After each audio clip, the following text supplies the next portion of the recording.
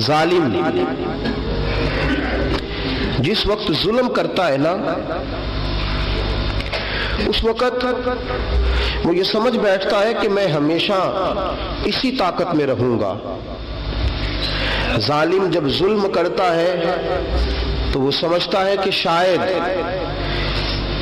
یہی قوت، یہی طاقت، یہی جوانی، یہی اقتدار یہ قائم رہے گا، لیکن کبھی ظلم کا راج قائم رہ سکا نہیں، رہتا ہی نہیں۔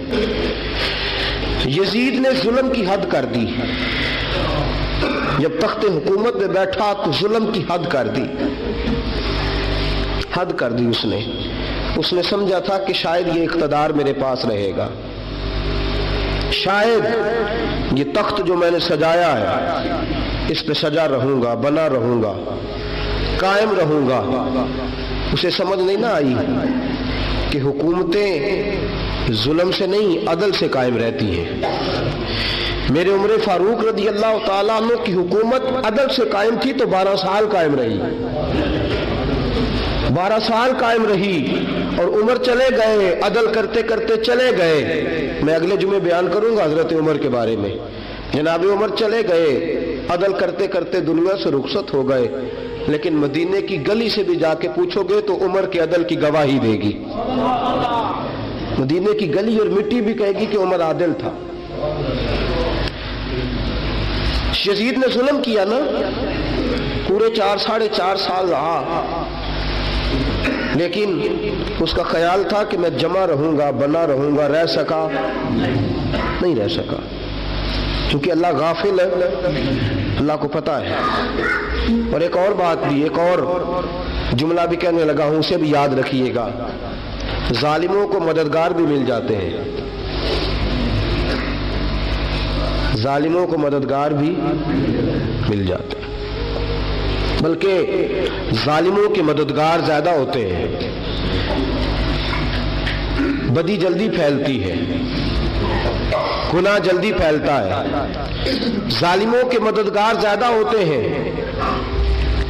یزید کو مددگار ملے، ابن سعد ملا، ابن زیاد ملا، شمر ملا، خولی بن یزید ملا، بڑے اسے مددگار ملے جو کہتے تھے کہ بالکل کوئی خطرہ ہی نہیں، دنیا تو ترستی ہے تیری دید کو، اور سب خیر ہے، ہر جگہ امن ہی امن ہے۔ یزید جب ظلم کر رہا تھا تو سمجھتا تھا مجھے کوئی نہیں پوچھے گا، کوئی میرے قریب نہیں آئے گا، لیکن یارو اس تک دنیا کا کوئی بندہ تو نہیں پہنچ سکا، لیکن اللہ کا قہر تو پہنچ گیا نا، اللہ کے انصاف کا ہاتھ تو پہنچ گیا نا، رب تو ہے نا دیکھنے والا۔ عبید اللہ ابن زیاد کے دربار میں جب سیدنا امام حسین کا کٹا ہوا سر پہنچا نا، اس نے ایک چھڑی پکڑی، اور چھڑی پکڑ کے نا تو امام حسین کے لبوں پہ مارنے لگا، کہنے لگا تجھے کہا تھا نا بات مان جا، کٹا ہوا سر تشت میں رکھا ہے، تجھے کہا تھا نا بات مان جا۔ راوی کہتا ہوں عبید اللہ ابن زیاد نے چھڑی ماری اور اس نے بے ادبی کی، کہنے لگا تو تھا ہی اس قسم کا، تیرا یہی حال ہونا چاہیے تھا معاذ اللہ۔ حضرت بریدہ اسلمی حضور کے صحابی دربار میں موجود تھے، فرمایا ابن زیاد تو برا ہے، تیرا باپ برا ہے، چھڑی پیچھے کر۔ کئی بار میں نے ان لبوں کو مصطفیٰ کو بوسے دیکھے ہوئے دیکھا ہے، پیچھے کر، پیچھے کر، ہٹا لے۔ راوی کہتے ہیں کہ 1 2 3 4 5 6 سال گزر گئے، وہی کوفے کا دربار، وہی محل، وہی تخت اور وہی تشت جس میں امام حسین کا سر رکھ کے لایا گیا تھا۔ 6 سال کے بعد مختار ثقفی حکمران بن گیا۔ مختار ثقفی نے کہا کہ میں چن چن کے ماروں گا وہ بندے جنہوں نے امام حسین کو قتل کیا تھا۔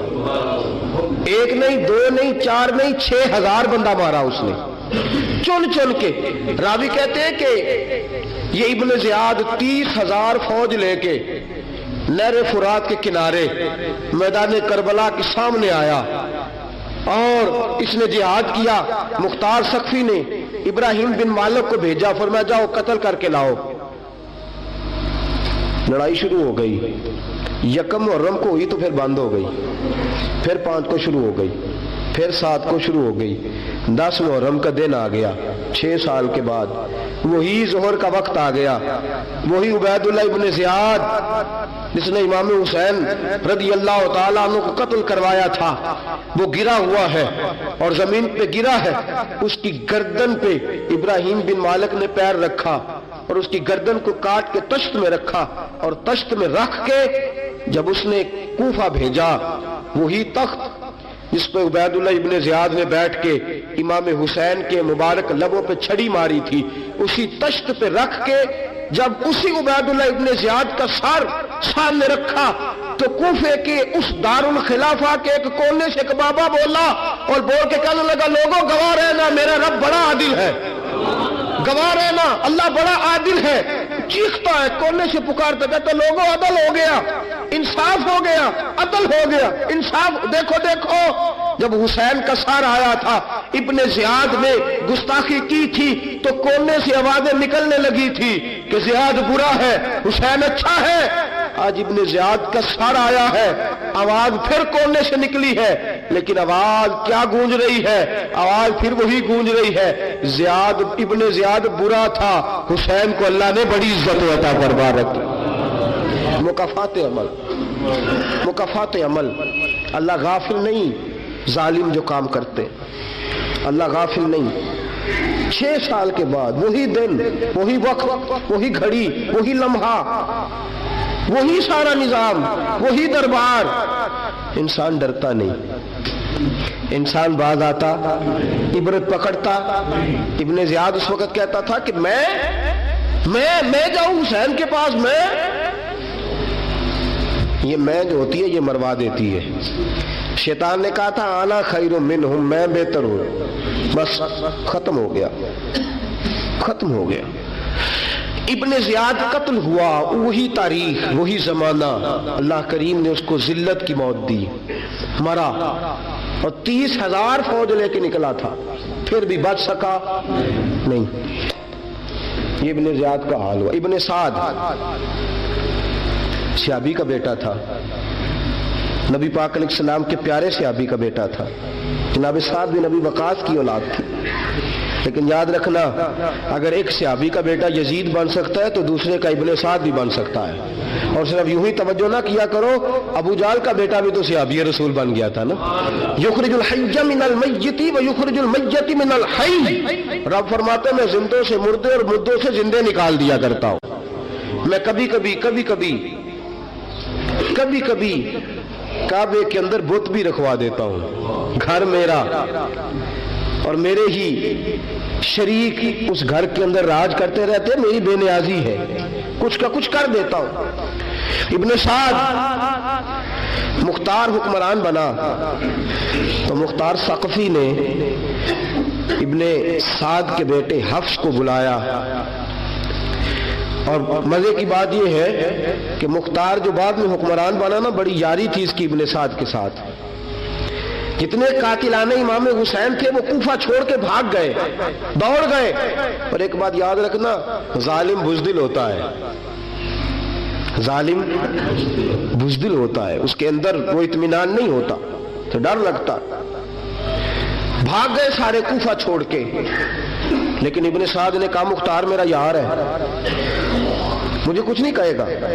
اس کے گھر والوں نے سمجھایا کہ تو دوڑ جا، تیرا تو ظلم بھی بہت زیادہ ہے، دوڑ جا تو۔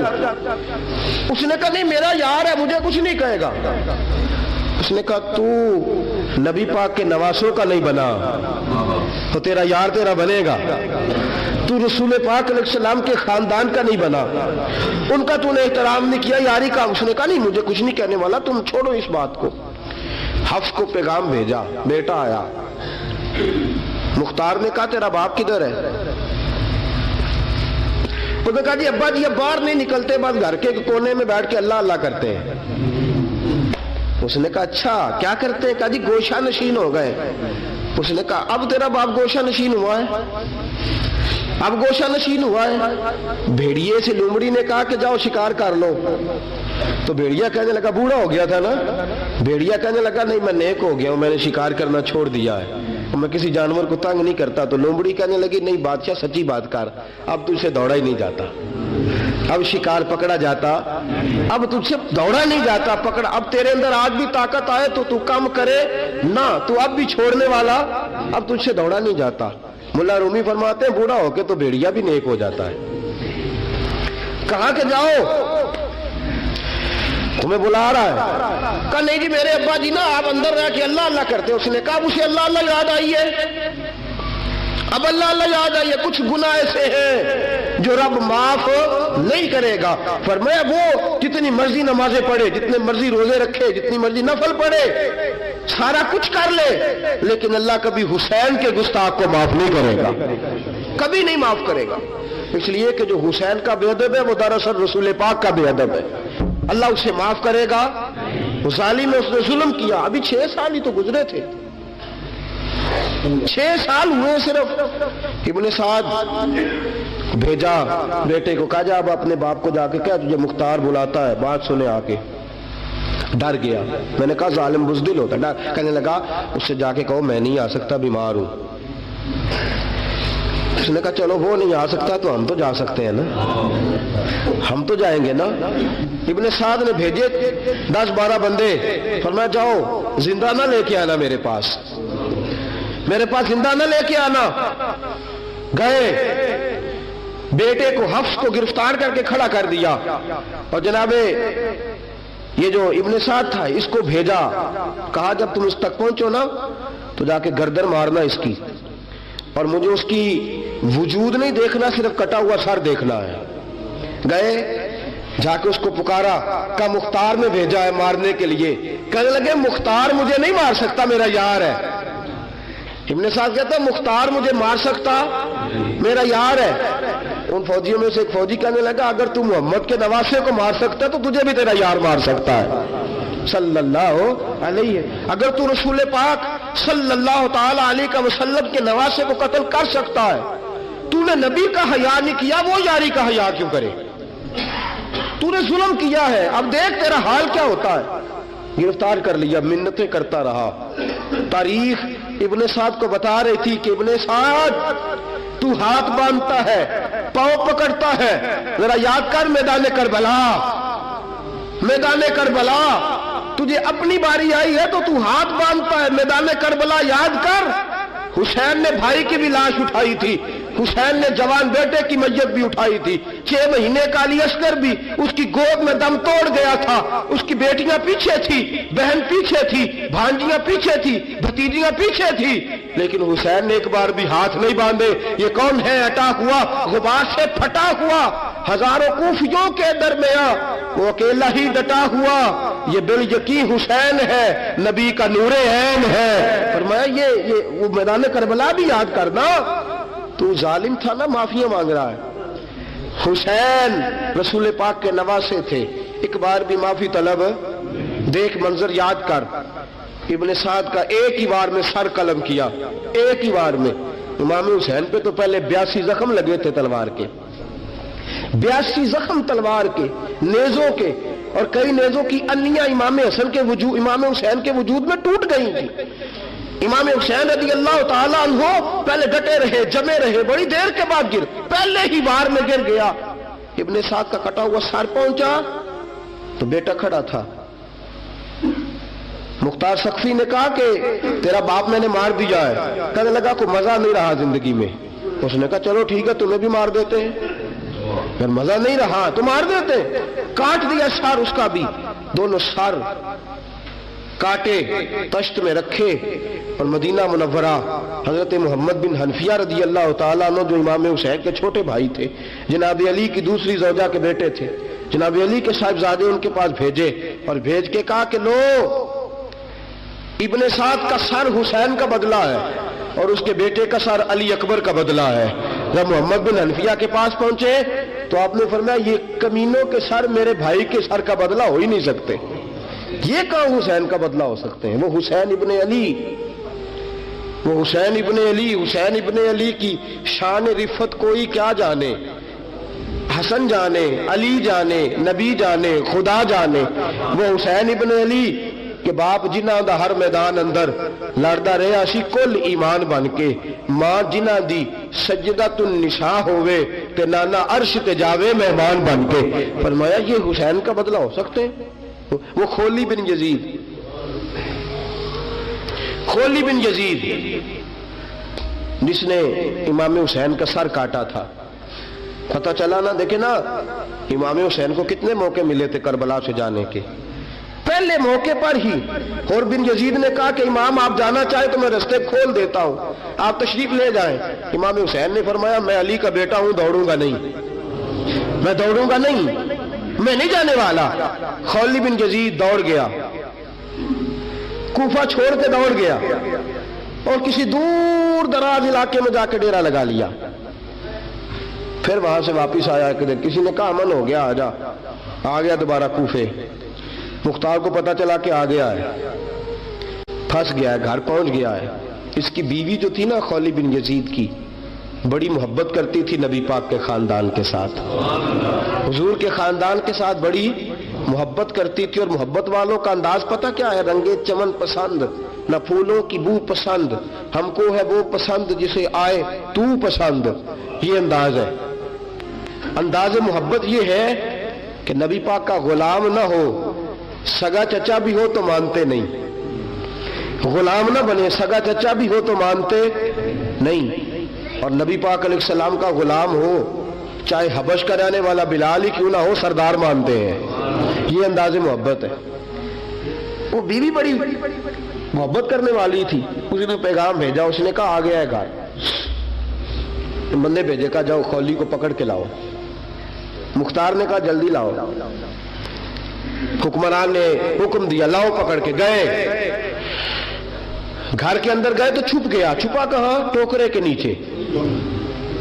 میں نے کہا ظالم بزدل ہوتے، ایک ٹوکرے کے نیچے چھپ گیا۔ بیوی سے کہنے لگا، ان سے کہنا میں گھر کوئی نہیں، ان سے کہو میں گھر نہیں۔ بیوی کہنے لگی چلو ٹھیک ہے۔ دروازے پہ گئی، وہ کہنے لگے ہم خولی بن یزید کو گرفتار کرنے آئے ہیں۔ منہ سے پکار کے کہنے لگی گھر کوئی نہیں، منہ سے، اور ہاتھ کے اشارے سے کہنے لگی وہ ٹوکرے کے نیچے چھپا ہوا ہے۔ منہ سے کہنے لگی کوئی نہیں گھر، تاکہ سن لے، اندر سن لے۔ منہ سے کہنے لگی کوئی نہیں، ہاتھ کے اشارے سے کہنے لگی چھپا ہوا ہے ٹوکرے کے نیچے۔ گئے، جا کے ٹوکرا ہٹایا، اپنے پاس بہت ساری دولتیں اور جائیدادیں وہ ساری دے دی۔ کہنے لگا یہ میرے پاس کتنا پیسہ ہے، یہ بہت سے کاغذات ہیں، یہ کتنے زیورات ہیں، لے لو، مجھے چھوڑ دو۔ انہوں نے کہا وہ حکومت کدھر ہے جس کے لیے تم نے حسین کا سر کاٹا تھا؟ کدھر ہے وہ تمہارے تخت، اور کدھر گئی وہ تمہاری سلطنتیں، اور کدھر گئی وہ تمہاری دولت اور اقتدار، اور کدھر ہے وہ تمہارا اسلحہ جس کی بنیاد پر تم نے رسول پاک کا خون میدان کربلا میں بہایا تھا؟ وہ ہمارے سامنے لے کے آ۔ کہنے لگا یہ تھوڑے سے انعامات جو میں نے اکٹھے کیے تھے، یہ دنیا کی گندی دولت، اس کے لیے میں نے میدان کربلا میں امام حسین کا مبارک سر، مبارک تن سے جدا کیا تھا، لے لو، مجھے چھوڑ دو۔ انہوں نے کہا نہ دنیا میں لے تجھے چھوڑیں گے، اور نہ اللہ ہی تجھے قیامت کے دن چھوڑے گا۔ گرفتار کر کے لائے، گرفتار کر کے لائے۔ مختار نے کوفے کے بازاروں کے اندر اعلان کیا کہ آؤ باہر نکلو، تمہیں بتاؤں حسین ابن علی کا خاندان گرفتار کر کے انہی کوفے کی گلیوں میں پھرایا گیا تھا نا، یہی گھمایا گیا تھا، آؤ تمہیں دکھاؤں خدا کا انتقام اور اللہ تبارک و تعالیٰ کا انصاف تمہیں دکھاؤں، آؤ میدانوں میں نکلو، گھروں سے باہر آؤ۔ مختار ثقفی اگرچہ بندہ آباد میں یہ بھی ٹھیک نہ نکلا، لیکن بعض اوقات میرے نبی پاک علیہ السلام نے فرمایا اللہ اپنے دین کا کام اپنے نافرمان سے بھی لے لیا کرتا ہے، اس نے کام لینا ہو فاسق سے بھی لے لیتا ہے۔ اللہ نے لے لیا کام، نکلو میدانوں میں، نکلے باہر، چوک بھر گئے، گلیاں بھر گئیں، کوفے کے محلات بھر گئے۔ مختار نے کہا لوگوں 6 سال پہلے کی تاریخ بھی ذہن میں رکھنا، اور آج کا دن بھی تم کبھی مجھے وہ خولی بن یزید ہے کہ یہ نعرے لگاتا تھا کوفے کی گلیوں میں کہ میں نے حسین کا سر کاٹا ہے، میں نے حسین کا سر کاٹا۔ تمہارے سامنے کھڑے، پوچھو پوچھو اس سے پوچھا بھی تو نے حسین کا سر کاٹا؟ کہنے لگا جی میں نے تو بالکل نہیں کاٹا تھا، میں تو انعام کے لیے نعرے لگاتا تھا، میں نے تو نہیں کاٹا۔ اس نے کہا چلو ابھی کرتے ہیں تیرا بندوبست۔ زخم لگائے، زخم لگائے، تلوار کے ساتھ اس کے وجود پر زخم لگائے، اور جب نڈھال ہو گیا، خون بہہ گیا، زمین پہ گر گیا، تو مختار نے کہا اس کے وجود کو آگ لگا دو، زندہ کو جلا دو۔ جب وہ جل رہا تھا راکھ اڑ رہی تھی، لوگ کہہ رہے تھے کہ دیکھو یاد رکھنا اللہ نے رسی ڈھیلی کر دی تھی، اب رب نے رسی کھینچی ہے، تو دیکھو خدا سے بڑا کسی کا انصاف نہیں ہے۔ کس انداز میں امام حسین کے قاتل کو شمر ذیل جوشن، میں نے کہا تھا 10 محرم کے دن جب مختار کے لوگ اس کے پیچھے بھاگے تو مدینہ منورہ تک گیا، حضرت امام زین العابدین سے بھی ملا، انہوں نے پانی بھی پلایا، کہنے لگا امام صاحب لگتا ہے آپ نے مجھے پہچانا نہیں۔ فرمایا میرا سارا گھر اجاڑ دیا، میں تجھے بھول سکتا ہوں؟ کہا پھر پانی کیوں پلایا ہے؟ فرمایا بند کرنا تمہارا کام ہے اور دشمنوں کو پلا دینا یہ ہمارے خاندان کا رواج ہے۔ فرمایا میرا سارا گھر اجاڑ دیا، تجھے کبھی بھول سکتا ہوں؟ بھول ہی نہیں سکتا، لیکن چونکہ ہمارے گھر کا کوئی مزاج ہی تھوڑا منفرد ہے، ہمارا کوئی انداز ہی تھوڑا مختلف ہے۔ شمر دوڑتا امام زین العابدین سے کہنے لگا پناہ، مجھے پناہ ملے گی؟ آپ نے فرمایا جیسے اللہ پناہ نہ دے اسے بندہ بھی نہیں دے سکتا، تیرے پاس اب چارہ کوئی نہیں، اس لیے کہ اب تجھے دیکھے نا، یاد رکھنا ظالم دوڑتے ہیں نا، جب ظالم دوڑتے ہیں تو پناہ مانگتے پھرتے ہیں، جب ان کا توتی بولتا ہے تو کہتے ہیں ہم چما دیگرے نیس، ہمارے جیسا کوئی اور ہے ہی نہیں، اور جب رسی کھینچتا ہے اللہ تو پھر بھاگے پھرتے ہیں گلیوں اور بازاروں میں، دوڑے پھرتے ہیں۔ اس لیے کہتے ہیں کہ ڈر کے رہنا چاہیے، ڈر کے۔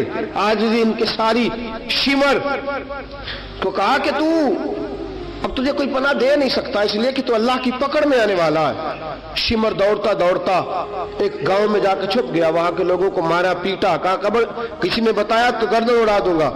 رات کا سناٹا چھایا تو مختار سقفی کا گروہ پہنچ گیا، شمر کو گرفتار کر کے لایا۔